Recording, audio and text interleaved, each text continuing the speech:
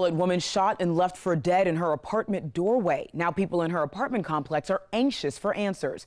Our Michael Warwick is live at CMPD headquarters after learning more about the victim. Michael, what can you tell us? Well, even investigators call this an unusual case, and 3 days later, neighbors tell me they won't feel safe until they know what happened. Hidden away off W.T. Harris Boulevard, these Northeast Charlotte apartments never gave Sharice Eddings a reason to feel uneasy. Just kind of out of the blue, like what happened. And naturally, this police presence late last week shocked her. Charlotte-Mecklenburg police say they found a woman shot dead in her apartment doorway.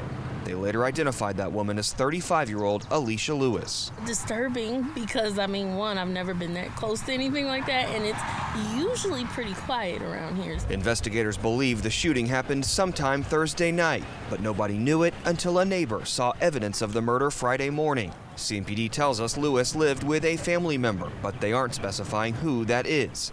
Sharice and her neighbors will follow the case closely. I do want to know what happened.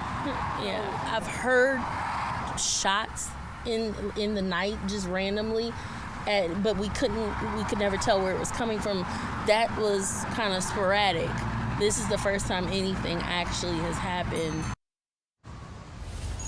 CMPD is asking people in that community to check their video cameras for any signs of evidence or something that could lead police to suspects in this case. You can always leave tips anonymously. We're live at CMPD headquarters. Michael Warwick, WBTV, on your side. Certainly somebody knows something. Michael, thank you.